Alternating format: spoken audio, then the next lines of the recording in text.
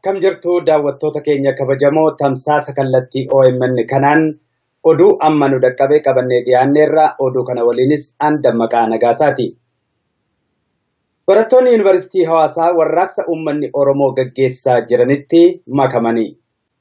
Kaleessa galgalarraa kaasanii nyaata lagachuun mormii isaanii kan eegalan barattoonni Yuunivarsiitii Hawaasaa har'a ganama hiriira mormii gaggeessaniin wayyaaneen bu'uu qabdi, aangoon uummataaf darbee kennamuu qaba, sirna kana jalatti kana booda gonkumaa hin bullu kan jedhuu fi dhaadannoolee garaagaraa qabatanii akka bahan gabaafameera. Hiriira mormii Yuunivarsiitii Hawaasaa kanas adda durummaadhaan kan gaggeessan barattoota Oromoo fi Amaaraa yommuu ta'an, barattoonni uummattoota kibbaa fi kanneen biroos itti makamaniiru.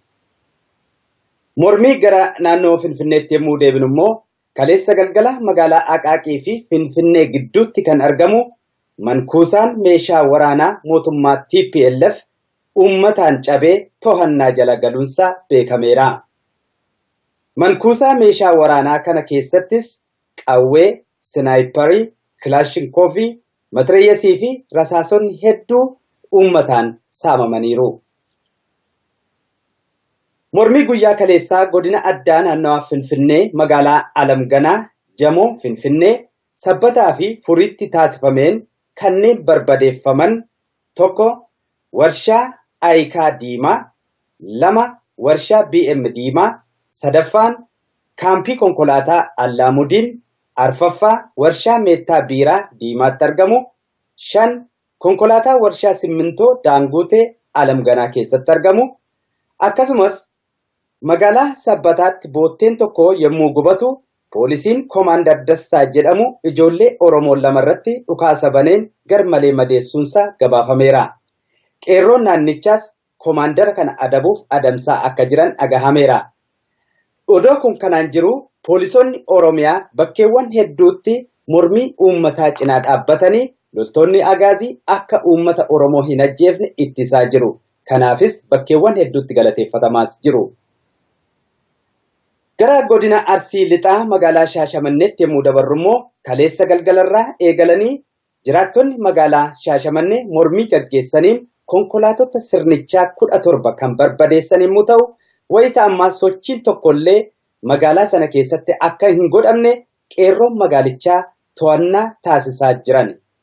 Poolisoonni Oromiyaas bakkeewwan kanatti loltoonni agaazii jiraattota magaalaa Shaashamannee akka hin ajjeefne cinaa dhaabbataa jiran jedhan. Kanaafis jiraattonni magaalaa Shaashamannee galateeffataa jiru. Manneetii wayyaanotaa fi basaastota magaalaa Shaashamannee keessatti argaman irrattis tarkaanfiin fudhatamaa jira.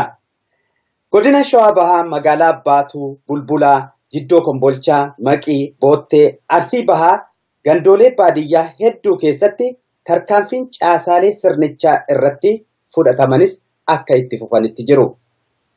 Gara godina Arsii Bahaatti hoggaa dabarru godina Balleettoo hanga Roobeetti to'annaa uummataa jala seeneera. Qeerroon huccuu milishootaarraa yaasuun gubaa jira. Sagaleen gabaabduu achirraa arganne akka kanatti dhiyaata, waliin haa hordofnu. Meetti fufaa? Godina Arsii aanaa Leemuu fi Luluu magaalaa Balleettoo irraa. Hayyee waan jiru meenaa ibsa. Wanti jiru amma hiriira dargaggoon ganama sa'a lamatti bahanii waan isaan barbaachisu itti fufaaru. Hayyee. Ammaa fi uffata milishoota irraa baasanii uffata isaanii gubanii mafakkurii isaanii magaalaa Roobee Zargeedhaa irraa kaasee hanga Baallituutti karaa cufanii akkasumatti hanga aanaan Qoloo Abeetti dhiyannaa jirrallee karaa cufaniitiin itti fufaaru. Hayyee. Kanneen akka meeshaa waraanaa wanti booji'an jira?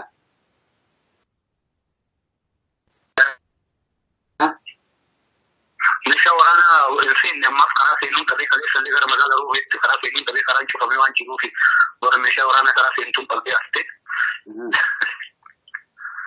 Milishootaa fi warroonni qaabinoota gandaa akka jiranii magaalaa gadhiisanii baqatanii jiru amma achi nu biraa. Hayyee. To'annaa uummataa jala galeera. To'annaa uummataa jala jira jechuudha magaalaan Baaleettoo. Baaleettoo uummatuma jala jiru. aanaalee mufulbiluu jala itti akka aanaatti godina Arsiiti bahaa. Ayyee galatooma yaada naa kennitanii.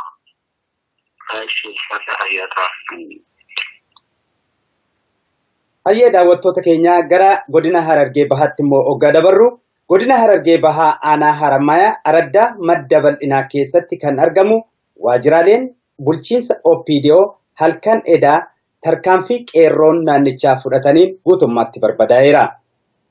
Godinni Gujii magaalaan Bulee Horaa fi naannawaa ishii akkuma bilisoomtetti jirti. Tarkaanfii loltoonni agaazii har'a ganama daandii uummanni cufe bananii itti seenuuf yaalanis hin milkoofne. Mormii uummataati achirraa nu qaqqabeen beekuu dandeenyeerra. Godinni Arsii Lixaa irra caalaa godinni Shawaa Lixaa aanaalee Iluu magaalaa Ijaajjiitti qeerroon eda galgala meetii kaabinootaa fi basaastotaa irratti tarkaanfii fudhataniin guutummaatti barreessaniiru. Aanaaleen godina Shawaa Lixaa Ilfataa, Jalduu fi Amboo Dirree Hincinni kan kana fakkaatan ammallee mormii jabaa gaggeessaa jirani. Mormiin naannawaa magaalaa Finfinnee hudhee qabee gara magaalittii walakkaattis har'a itti fufa waan jedhamee sodaatameef magaalaan Finfinnee akka muddamtetti jirti. Barattoonni yuunivarsiitii Jimmaas mormii jabaa kaleessa galgalarraa irra deebi'anii gaggeessaa bulani. Mormii barattoonni Oromoo fi Amaaraa adda durummaan yuunivarsiitii Jimmaatti gaggeessaa jiran kun cimee kan itti fufu ta'us beeksisaniiru. Mootummaan Abbaa Irree Itoophiyaa ilmaan Tigraayin durfamu kun har'a bakkeewwan hedduutti tajaajila intarneetaa uggureetu jira. Sababa kanaan godinaalee Oromiyaa biroo hafan dhaqqabuudhaaf hin dandeenye hanguma toorri bilbilaa fi intarneetii banameen qaqqabuuf kan yaallu ta'a. Egaa daawwattoota keenya kabajamoo oduuwwan ganama kanaaf hanga ammaatti nu dhaqqaban kanuma gara boodaarra haala jiru hordofnee kan isinitti deebinu ta'a. Hangasittuu nu duukaa tura kan isiniin jedhu Dammaqaa Nagaasaa fi ogeessa kaameeraa fi teeknikaa waahila kiyya Farhaan Abdusalaam wajjiniin turtii gaariin isiniin jedha.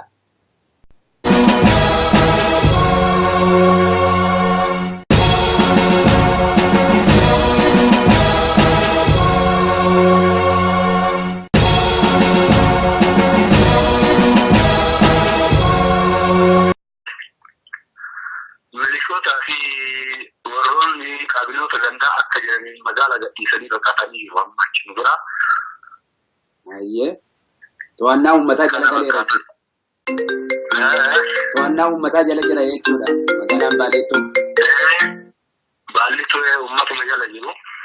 Aanaaleen mufulbiluu jala itti akka aanaatti godina Arsiiti bahaa. Ayyee galatooma yaada naa kennitanii.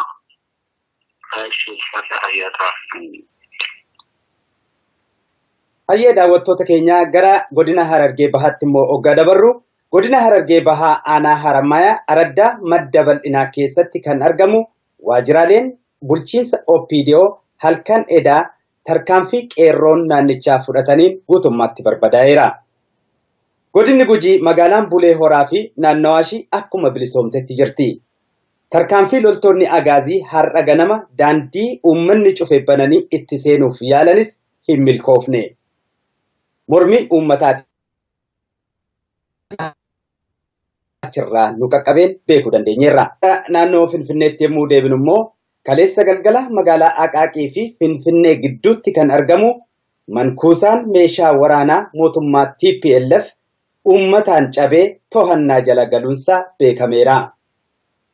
Mankuusaa meeshaa waraanaa kana keessattis qawwee, sinaayiparii, kilaashinkoofii, matireeyesii fi rasaasonni hedduu uummataan saamamaniiru.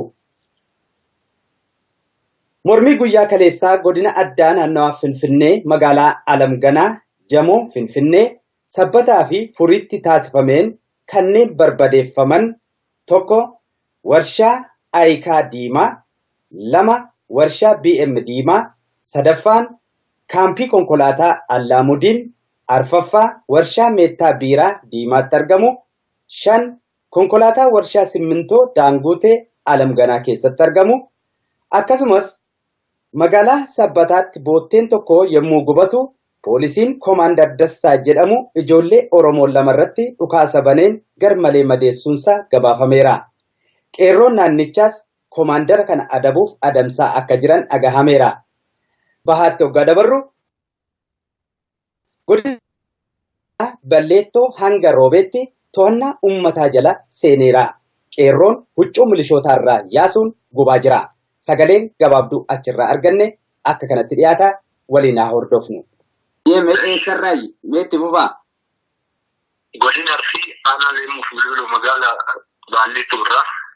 Hayyee waan jiru mee naa ibsaa? Wanti jiru amma hiriira dargaggoon ganama sa'a lamatti bahanii waan isaan barbaachisu itti fufaaru. Hayyee. Ammaa fi uffata milishoota irraa baasanii uffata isaanii gubanii mafakkurii isaanii magaalaa Roobee Garjeedhaa irraa kaasee hanga Baalleettooti karaa cufanii akkasumatti hanga aanaan Qoloo Abeetti dhiyaannaa jirrallee karaa cufaniitiin itti fufaaru. Hayyee. Kanneen akka meeshaa waraanaa wanti booji'an jira?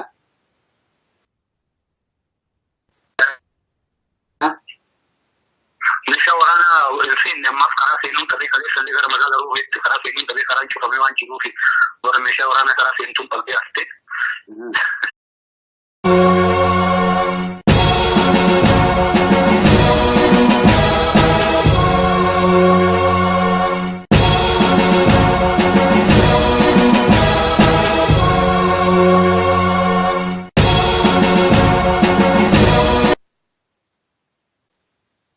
Akkam jirtu daawwattoota keenya kabajamoo tamsaasa kallattii OMN kanaan oduu amma nu dhaqqabee qabannee dhiyaanneerra oduu kana waliinis an Dammaqaa Nagaasaati.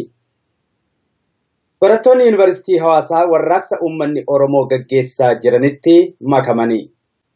Kaleessa galgalarraa kaasanii nyaata lagachuun mormii isaanii kan eegalan barattoonni Yuunivarsiitii Hawaasaa har'a ganama hiriira mormii gaggeessaniin wayyaaneen bu'uu qabdi, aangoon uummataaf darbee kennamuu qaba, sirna kana jalatti kana booda gonkumaa hin bullu kan jedhuu fi dhaadannoolee garaagaraa qabatanii akka bahan gabaafameera. Hiriira mormii Yuunivarsiitii Hawaasaa kanas adda durummaadhaan kan gaggeessan barattoota Oromoo fi Amaaraa yommuu ta'an, barattoonni uummattoota kibbaa fi kanneen biroos itti makamaniiru. Mormii odoo kun kanaan jiru poolisoonni Oromiyaa bakkeewwan hedduutti mormii uummataa cinaa dhaabbatanii loltoonni agaazii akka uummata Oromoo hin ajjeefne ittisaa jiru. Kanaafis bakkeewwan hedduutti galateeffatamas jiru. Gara godina Arsii lixaa magaalaa Shaashamanneetti yommuu dabarru immoo kaleessa galgalarraa eegalanii jiraattonni magaalaa Shaashamannee mormii gaggeessaniin konkolaattota sirnichaa 17 kan barbadeessan yommuu ta'u, wayita ammaa sochiin tokkollee magaalaa sana keessatti akka hin godhamne qeerroon magaalichaa to'annaa taasisaa jiran. Poolisoonni Oromiyaas bakkeewwan kanatti loltoonni agaazii jiraattota magaalaa Shaashamannee akka hin ajjeefne cinaa dhaabbataa jiran jedhan. Kanaafis jiraattonni magaalaa Shaashamannee galateeffataa jiru. Manneetii wayyaanotaa fi basaastota magaalaa Shaashamannee keessatti argaman irrattis tarkaanfiin fudhatamaa jira. Godina Shawaa Bahaa magaalaa Baatuu, Bulbulaa, Jiddoo Kombolchaa, Maqii, Boottee, Arsii Bahaa gandoolee baadiyyaa hedduu keessatti tarkaanfiin caasaalee sirnichaa irratti fudhatamanis akka itti fufanitti jiru. Gara godina Arsiitti